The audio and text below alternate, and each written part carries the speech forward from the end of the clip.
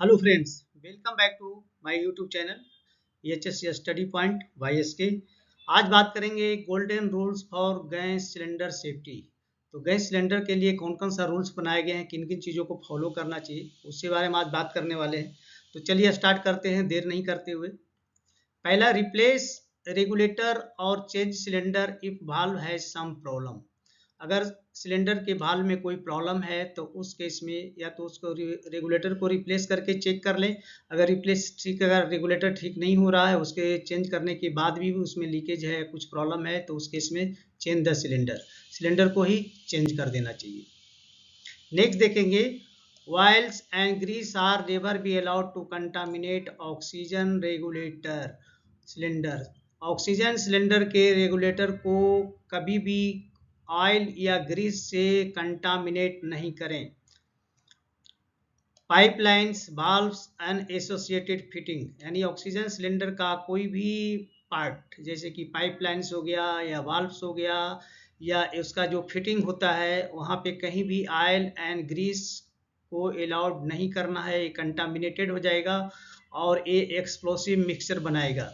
इसलिए ये ध्यान रखना है कि ऑक्सीजन सिलेंडर के रेगुलेटर हो या पाइप हो या वाल्व हो या एसोसिएटेड फिटिंग हो, कहीं भी ऑयल या ग्रीस का इस्तेमाल नहीं करना है।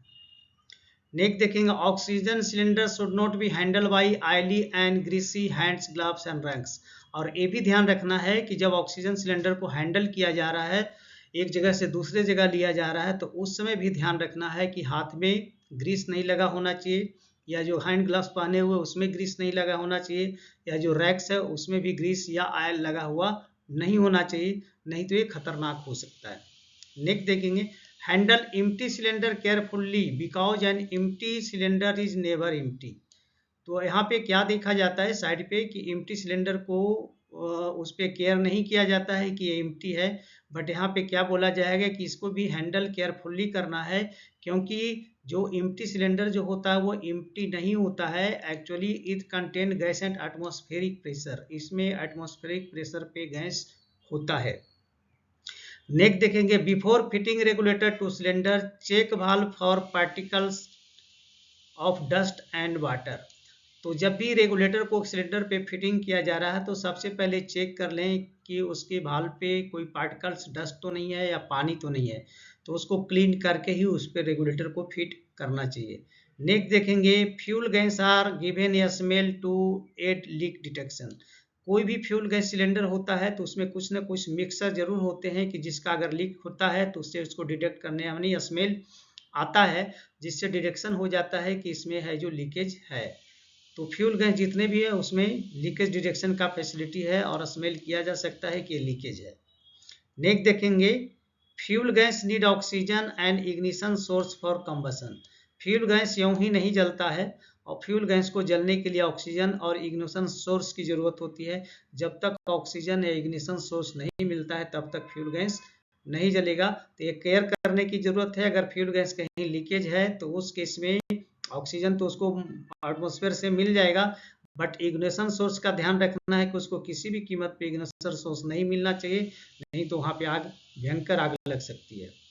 चलिए नेक्स्ट देखते हैं, हैंडल रेगुलेटर विथ केयर, यानी कि सिलेंडर का जो रेगुलेटर होता है उसको केयरफुल्ली यूज करना है, हैंडल करना है। Rough treatment can damage spring, diaphragm and valves of regulator, यानी रेगुलेटर के अंदर जो वाल्व्स होते हैं, जो डायफ्राम्स होते हैं या जो स्प्रिंग होते हैं, वो अगर ठीक से हैंडल नहीं किया गया तो डैमेज हो सकता है और वो बाद में काफ़ी प्रॉब्लम क्रिएट कर सकता है, फिर सिलेंडर को चेंज करना पड़ेगा। Regulator should only be use with the gas for which they bear design and label. तो इसमें कहा क्या गया है कि कोई भी रेगुलेटर को किसी भी सिलेंडर के वाल्व के साथ नहीं लगाना है। उसके किसी भी रेगुलेटर के लिए जिस सिलेंडर के लिए डिजाइन किया गया है उसी का रेगुलेटर उसमें लगाना है, दूसरे का नहीं लगाना है। नेक्स्ट जो है, यूजिंग इनकरेक्ट और damage regulator on high pressure gases is potentially hazardous. मतलब ये है कि कोई भी अगर डैमेज रेगुलेटर अगर हाई प्रेशर गैसेस में लगा दिया जाता है तो वो पोटेंशियली हजार्डस होगा, क्योंकि उसके प्रेशर को बर्दाश्त नहीं कर पाएगा और वो हो सकता है सडन निकल जाए और उसके कारण भयंकर एक्सीडेंट हो सकता है। तो इसका ध्यान रखना है, इनकरेक्ट या डैमेज रेगुलेटर को हाई प्रेशर गैसेस पे नहीं लगाना है। Leave the pressure adjustment knob screw fully out when the regulator is not in use. Regulator अगर यूज में नहीं है तो उसको क्या करना चाहिए, प्रेशर को रिलीज कर देना चाहिए, फुल्ली आउट कर देना चाहिए। और नेक्स्ट देखेंगे, regulator must be service replace by 5 years. तो रेगुलेटर को क्या करना चाहिए, कोई भी रेगुलेटर अगर कंटिन्यू यूज हो रहा है तो उसको सर्विस रिप्लेसमेंट के लिए 5 ईयर्स के बाद उसको रिप्लेस करना है। And inspected annually by a competent person. और एनुअली अगर ध्यान रखना है कि एनुअली कुछ प्रॉब्लम तो नहीं होता, तो उसको कॉम्पिटेंट पर्सन के द्वारा उसका इंस्पेक्शन करना चाहिए और उसका रिकॉर्ड रखना चाहिए, ये कंपलसरी है। तो अभी आपने देखा कुछ गोल्डन रूल्स जो कि गैस सिलेंडर के लिए पर्टिकुलर बनाया गया है। अगर इन चीज़ों पे अगर ध्यान रखा जाता है तो निश्चित रूप से कोई एक्सीडेंट होने की संभावना गैस को जब यूज किया जा रहा है या हैंडल किया जा रहा है तो नहीं होगा।